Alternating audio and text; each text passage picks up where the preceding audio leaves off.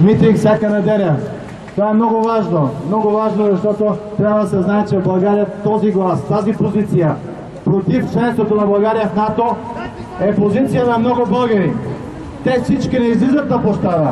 Те всички, може би сега голямата част стоят в къщи и гледат, но трябва да знаят, че вашето участие, вашия кураж, вашите скъпи приятели, съратници, граждани и патриоти от общински обществени организации. Искам да ви кажа, че нашата работа в парламента е изключително нервна и тежка. Дори понякога не може да си представите каква битка водим. В четвъртък, в Комисията по отбрана, аз лично внесох предложение да се прекрати договора за използване на 4 бази от щатите в България. Това е договор, който правителството на Станишев подписа през 2006 година. НАТО вън! НАТО вън! НАТО вън! НАТО вън! НАТО вън! НАТО вън! НАТО вън!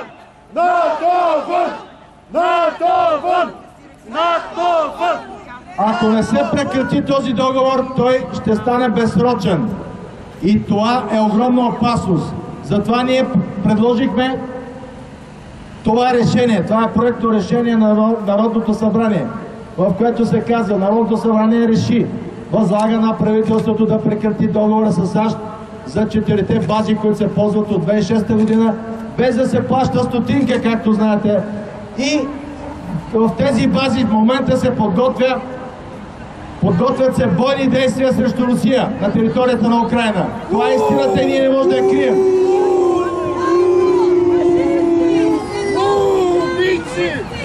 НАТО! Фашисти! Фашисти! НАТО! Фашисти! В последния брой на вестник Атака ние публикувахме имената на тези народни представители, които отхвърлиха нашето предложение. 19 на брой. Един представител на Атака, Илия Тодоров, гласува за. Останалите 19 против. Един срещу 19. Това е нашата битка в парламента. Разбирате ли за какво става дума? Битка срещу нагли, абсолютно нагли, арогантни национални предатели, които в лицето ти казват, че това е глупо, че това няма да стане и ние да не се надяваме изобщо, че ще прекратим тези договори. Тук са представителите на БСП, 3 на брой. Ако има сред вас социалисти, нека да знаят, че ръководството на тяхната партия предава националните интереси. Ангел Найденов, Димитър Димитров и Атанас Зафиров. Тук са представителите на Патриотичния фронт, така наречен. Красимир Каракачанов, Милен Михов.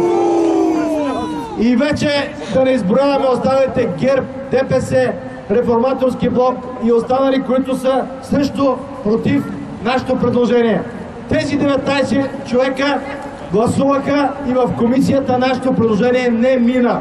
Това ще бъде и в залата. Затова аз говоря за седморна коалиция вече. Не шесторна, не четворна, седморна. Няма да си правим илюзии повече. БСП, 3-та седмица в тяхната стая сме оставили подписка за членството в НАТО. Референдум. Сега ще ви покажа и тази бланка. Тя е публикувана в последния брой на вестник Атака. Подготвям от 16 часа. Ще покажем кадри. Как се стоварва тази техника. Тайно, тихомълком, нашият обаче оператор е успял да заснеме как се стоварва военна техника. Това, което го отричат военният министър в парламента, всички останали казват, че не било вярно, се оказва вярно. Ние искаме да отговорят на въпроса за какво готвят България. Защо в Пентагона наричат България фронтова линия, огнева линия? Какво се готви на тази огнева линия и кого ще изгори този огън? Това искаме да знаем. И това не е всяване на страх у хората, това е желание за истина. Така че, скъпи приятели и съратници, нека тези протестни митинги да продължават и да стават все по-многолюдни, за да показваме на управляващите, че тези демонични сили, сатанински сили, желаят да наложат войната и унищожението на целия свят. Ние казваме не! Не на войната!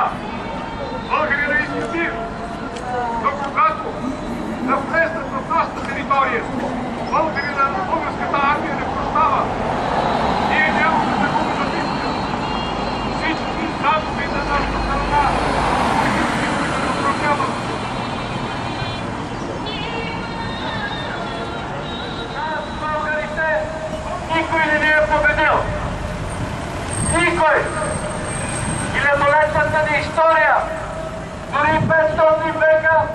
така нареченото османско или турско, както те се опитват да го изоплачат присъствие, а то си е родство, българина не си е продал душата, не е продал отечеството си.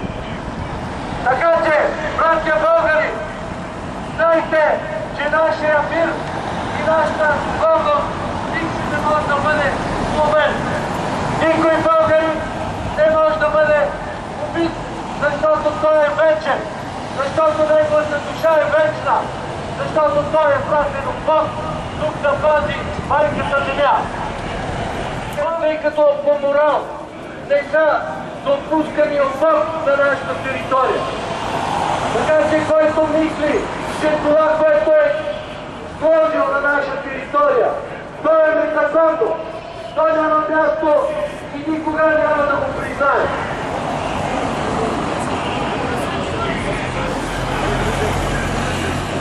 Всички тези бази и центрове за управление най-скоро време ще бъдат премахнати, тъй като такава е Божията воля.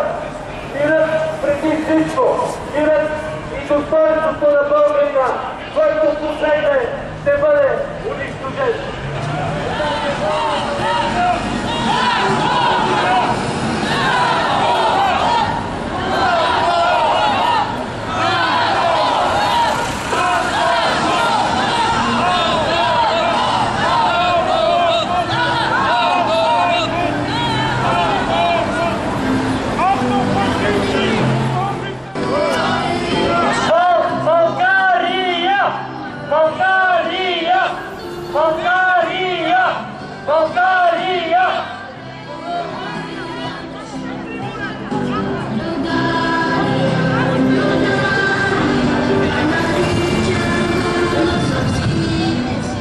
Носи сърцето си българска кръв и мъжко сърце българско.